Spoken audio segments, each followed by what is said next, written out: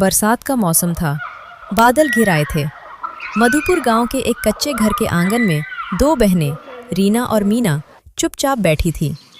तभी बाहर से आवाज आई, चिट्ठी आई है।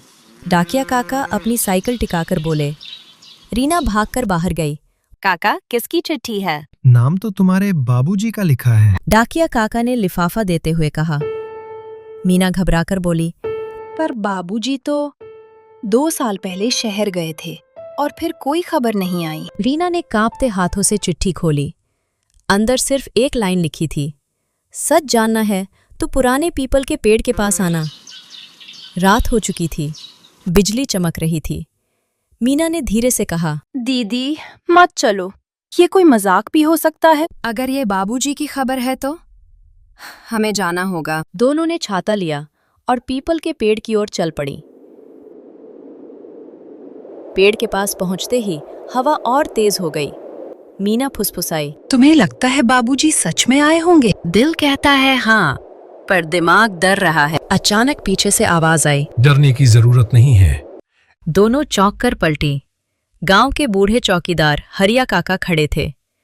रीना ने तेज आवाज में पूछा, काका, ये चिट्ठी किसने भेजी? तुम्हारे बाबूजी ने।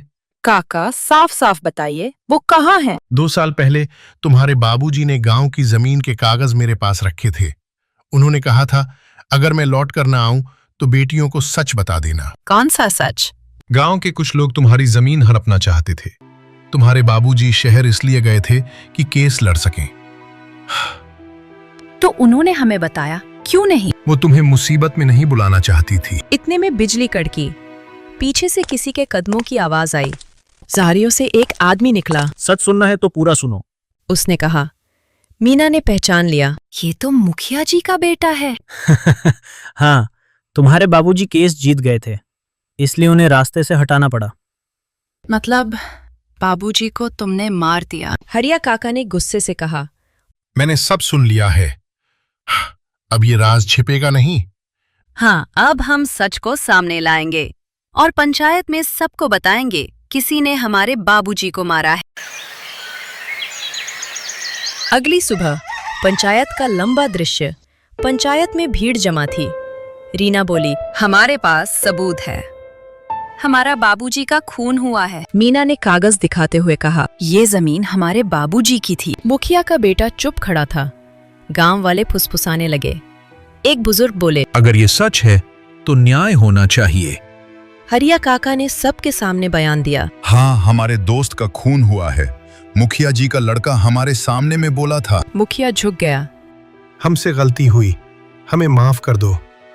रीना ने सख्ती से कहा, माफी तब मिलेगी जब इंसाफ होगा। बारिश रुक चुकी थी। नई सुबह हो चुकी थी। पंचायत के बाद गांव में कुछ दिनों तक शांति रही, लेकिन रीना को लग रहा था कि कहानी अभी खत्म नहीं हुई। उस रात दिया जल रहा था। मीना चुप थी। रीना ने पूछा, तो इतनी चुप क्यों है? दीदी, अगर मुखिया जी का बेटा सच में इतना बड़ा कदम उठा सकता है तो क्या वो इतनी आसानी से हार मान जाएगा? मुझे भी यही डर है, पर अब हम पीछे नहीं हटेंगे। तभी दरवाजे पर दस्तक हुई। ठक ठक ठक। मीना घबरा गई। दरवाजा खोला तो सामने पुलिस की जीप खड़ी थी। एक सिपाही बोला, रीना जी, आपको थाने चलना होगा। कुछ नए सबूत मिले हैं आपके बाबूजी के केस से जुड़े। थाने में इंस्पेक्टर शर्मा बैठे थे। इंस्पेक्टर ने कहा, हमें शहर से रिपोर्ट मिली है। आपके बाबूजी आखिरी बार कोर्ट से जीतकर लौट रहे थे। उनके साथ एक और आदमी था। नाम है रघुवीर, वही जो मुखिया जी का खास आदमी था। मतलब सब पहले से साजिश थी। हमें शक है कि आपके बाबूजी को रास्ते में रोका गया। हम खोज जारी रखे हुए हैं। अगले दिन गांव में खबर फैल गई, केस में रघुवीर का नाम आया है। रघुवीर के घर पर पुलिस का नोटिस आ गया है। पंचायत में फिर भीड़ जुटी। मुखिया जी चुप बैठे थे। रघुवीर चिल्लाया, मैंने अकेले कुछ नहीं किया, मुझे कहा गया था। गांव में सन्नाटा छा गया। सच बोलो, किसने कहा था?